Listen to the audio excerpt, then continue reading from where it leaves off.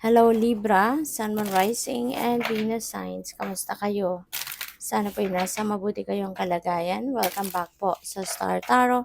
At kung bago kayo dito, welcome din po kayo. Please subscribe, like, share my videos, and leave me a comment kung nakaresonate po kayo. Thank you. So, Libra, we have pay bills. Ayan. So, baka ang iba sa inyo ngayon accounting kayo no ng mga bayarin or ano yung mga binayaran kasi ito parang nagbabayad ka na. So, maari no na time ngayon ng pagbabayad ng mga bills, pwedeng gano'n. So, what else? We have responsibilities. Wow, ang daming responsibilidad, mabigat.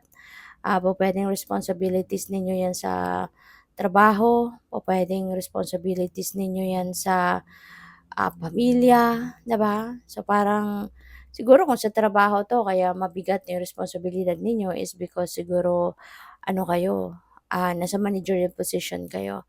Baka sakali yung supervisor, manager, mga ganyan. Kaya malaki yung mabigat yung responsibilities. Pupuwede rin sa pamilya 'yan, 'no? So, we have receipts, ayan. So, since bayaran ng mga bills, kaya pupuwedeng ngayon magkukuwenta-kuwenta din kayo, magre-record kayo ng mga binayaran niyo na. Maybe you are also going to check, 'di ba, kung lahat na settled na, lahat nabayaran na, mga ganyan, 'no?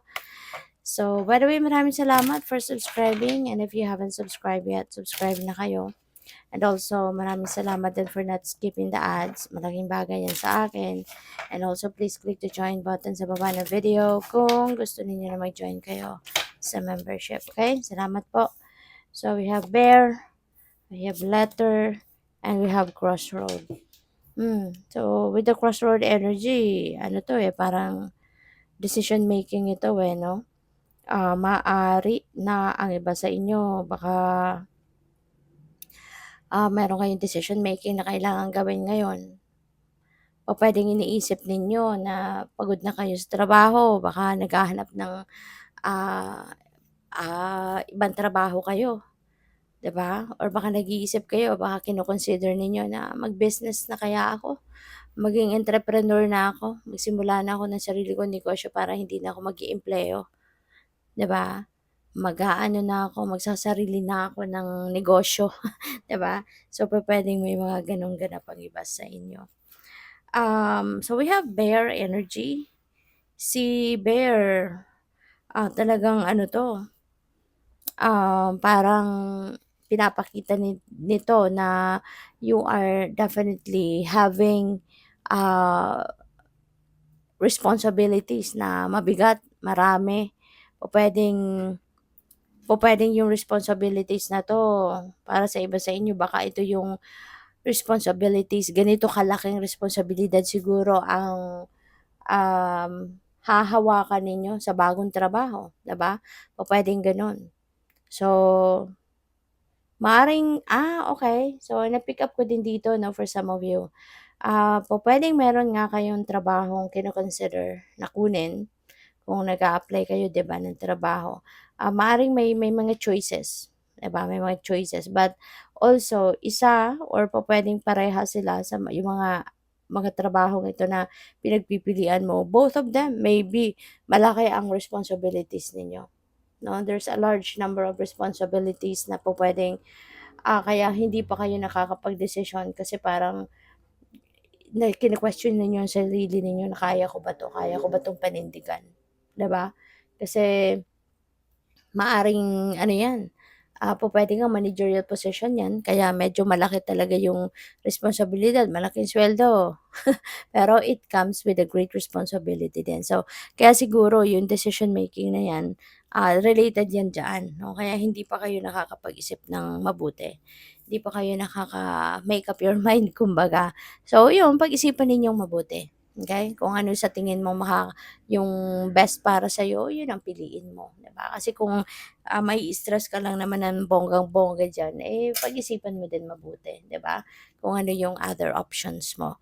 So, we have the letter. Maaaring merong mga paparating dito na balita sa'yo.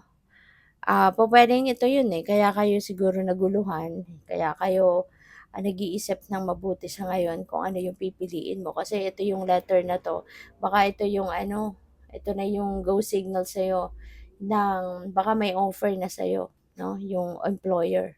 Baka ito na yon kaya kailangan mong pag-isipan because maybe you were sent already all the information that you need to know para makatulong sa'yo na makapag-decision ka if you're going to take the job, 'di ba, or the job offer or hindi. So, pupuwedeng related ito sa, yun nga, sa ina-applyan ninyong trabaho or related ito siguro sa, pupuwede nga iba kasi sa inyo, baka may offer na trabaho din abroad, 'no, kaya yun din ang matatanggap ninyong sulat. So, that is related, 'no, feeling ko related to work, related to in-applyan ninyong trabaho, related sa, ah, trabaho abroad or opportunity abroad, puwedeng gano'n.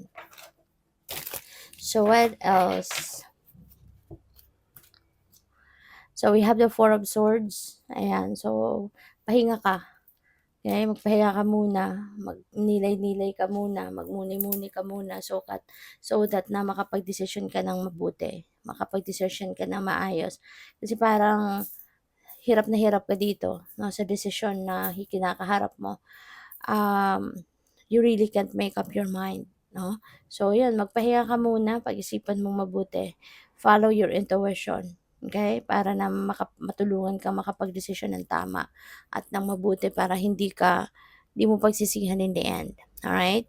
So what else? We have Ace of Cups, ayan, blessed ka, ang dami mong blessings na paparating. Maaaring hindi lang ito yung job offer, ang blessing na paparating sa'yo, but there could be a lot more. Pupuwedeng may pera, aside from job offers na sigurong 'yan parating sa'yo, maaaring may mga financial, blessings din, cold cash na matatanggap kayo, pupuwedeng gano'n. Or pupuwede rin may promotion for some of you, puwedeng gano'n din ang ganap diyan. So, and there could be a lot of different blessings, 'no, na pupuwedeng ikakatuwa ninyo, puwedeng ikasaya ninyo, 'no. So, what else? We have Page of Swords, ang daming balita, 'no, ang daming balita. Meron tayong letter, si Page of Swords din, this is balita, impormasyon, inspiration, mga ganyan. Maaaring makakatanggap ka din dito ng ano, ng mga impormasyon na pupuwedeng makatulong sa'yo na makapagdesisyon.